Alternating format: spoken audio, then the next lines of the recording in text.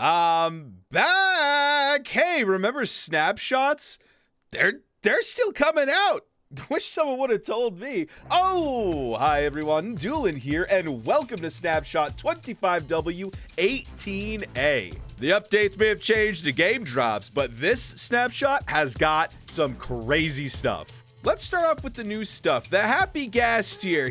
Look at him smiling. This guy right here has kind of revolutionized the way that we use leads in the game. In case you missed it, the happy Ghast though, done a lot of stuff with boats, and it's completely revolutionized the way that we use leads. And so because leads are so much more useful, Mojang has actually changed the crafting recipe for the lead finally.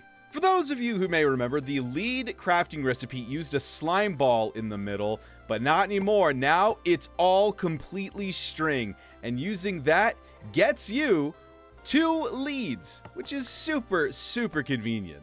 This is just like when they changed the lodestone to use iron ingots instead of netherite. Basically just making something that's fun to use more accessible. But hear me out. Why stop here? Come on, Mojang. I know you want to. Dewlan, what's with all the boxes? Well, I have hitboxes enabled to show you the next change coming to the snapshot, and it has to do with splash potions. Now, you may remember that back in the day, in order to get the full duration of a potion, you would throw it directly up in the air and hit yourself with it. If you were... okay, off you go. Oh my god, it's like the Minecraft movie. Chicken Jockey!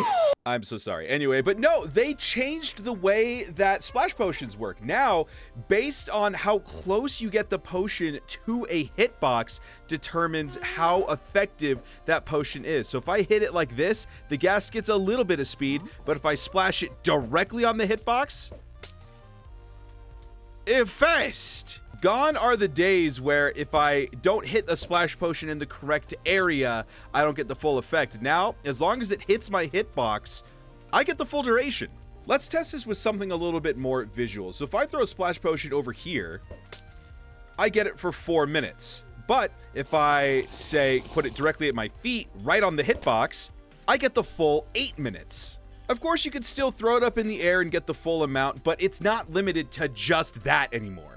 If a bunch of entities are grouped together, they will all get the same time of duration. But if it's hit directly with it, it gets the full effect. Well, you may be wondering why I decided to do this snapshot video in the Nether, and that is because our final change has to do with the dried ghast block. Piglins can now also allegedly barter for the dried ghast, but either it's incredibly rare or it's not implemented yet, because I've been standing here for 10 minutes. However, the crafting recipe has changed for the dried ghast using soul sand and ghast tears to craft this little guy. There were also a couple of technical changes, but they mainly surround JSON files and how they're parsed. But I'm for one, super excited about the lead change. The happy ghast is just consistently getting more and more fun, and I'm so glad that Mojang is finally making some of these seemingly more difficult crafting recipes for no reason a little bit easier on the player. Like, why in the world? A slime ball? A slime ball. We needed a slime ball this whole time? What do you think about the crafting recipe change for this and also for the dried ghast? Do you think it makes more sense for it to have a bone block in the middle or for it to be a piece of soul sand? I mean, they're both kind of connected to the body in some way. Bones are, well, they're bones. But soul sand, it's got like this mystical property, you know, there's souls in the sand. Well, that's gonna be it for me for this snapshot. I'm gonna go commit war crimes. Chicken Jockey!